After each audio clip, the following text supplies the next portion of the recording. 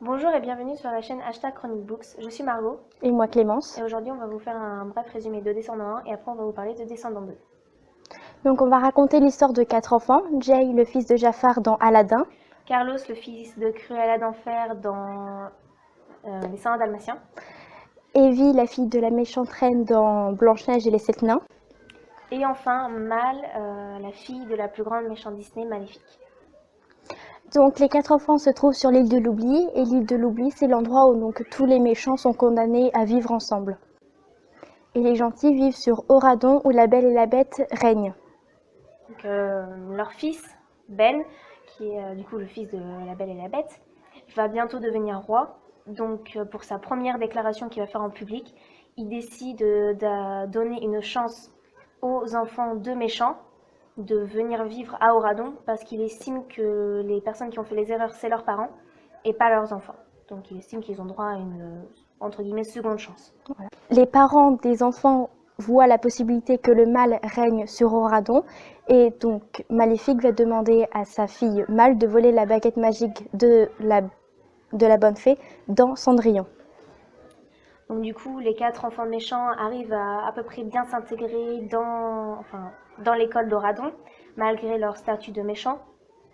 Et donc, du coup, pour pouvoir voler la baguette magique de la bonne fée, Mal, elle a un plan.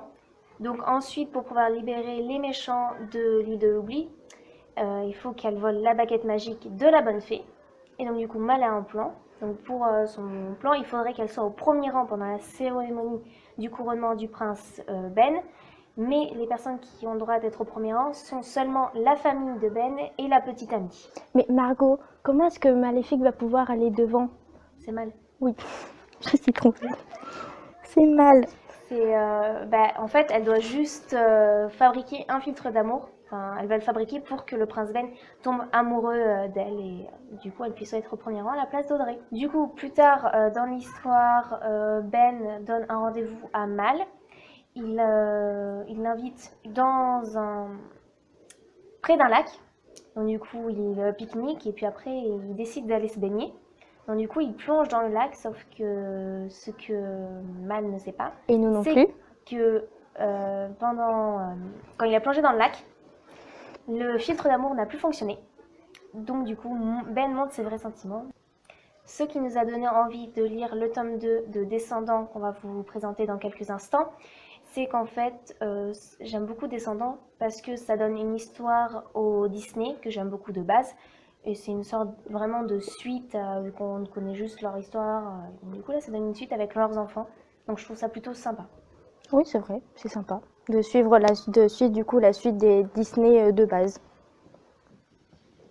Donc sur la couverture, on peut voir Mal, Evie, Jay et Carlos sur l'île de l'oubli. Ce livre, qui a été traduit de l'anglais par Brigitte Hébert, vient du film Descendants réalisé par Kenny Ortega.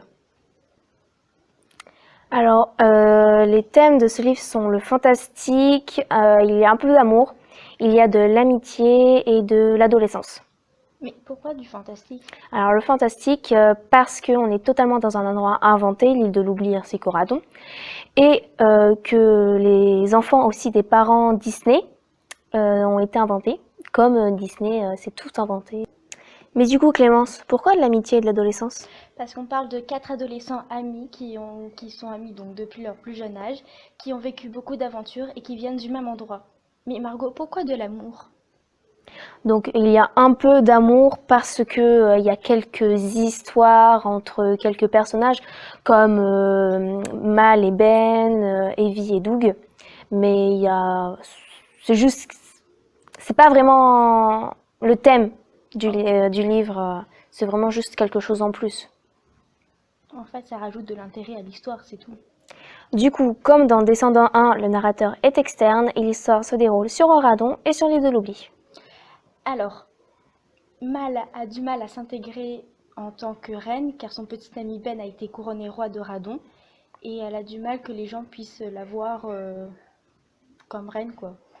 Ben, s'intéresser à elle, lui poser des questions, voilà.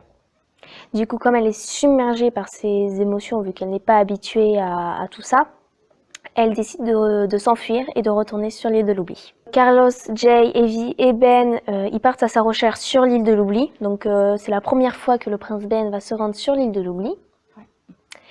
Et Mal, une fois qu'elle est sur l'île de l'oubli, elle retrouve son ancienne amie, qui est maintenant sa pire ennemie, et c'est Uma.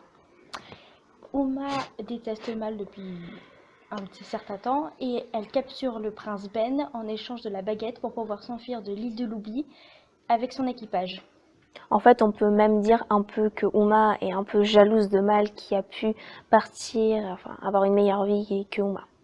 L'histoire est très intéressante, elle est facile à lire et c'est pas forcément basé sur les descriptions, c'est plus basé sur les dialogues. Du coup, dans le livre, il y a du suspense, de l'action, des péripéties, il y a aussi de l'humour et des rebondissements. Du coup, ça nous donne toujours envie de continuer au lieu de s'arrêter à chaque fin de chapitre. Les personnages sont attachants car chacun a sa petite qualité. Donc Jay, lui, il est sportif, fait partie de l'équipe de sport du lycée. Il y a Carlos, c'est vraiment le comique de la bande, qui fait souvent plein de blagues. On s'ennuie jamais avec lui. Evie, elle est plus dans la mode, création d'habits, tout ça. Et Mal, c'est vraiment le leader de la bande, celle qui prend toutes les décisions et qui planifie tous les plans. Oui, mais elle demande quand même l'aide à ses amis. Ouais. Donc moi j'ai beaucoup aimé le livre Descendant 2, donc à peu près les mêmes raisons que pour le 1. Mais ce que j'ai préféré dans le 2, c'est qu'il y a plein de nouveaux personnages et on s'y attache aussi très facilement. Et ils ont tous un caractère vraiment différent, donc c'est plutôt sympa. Moi, j'ai adoré l'histoire parce que c'est la suite de Disney. Puis aussi, on peut voir que les enfants ne sont pas obligés de suivre exactement les mêmes voies que leurs parents. Et on peut voir aussi Ben qui est vraiment attaché à Mal. Il est prêt à aller sur l'île de l'oubli, à changer son comportement juste pour Mal, pour la sauver.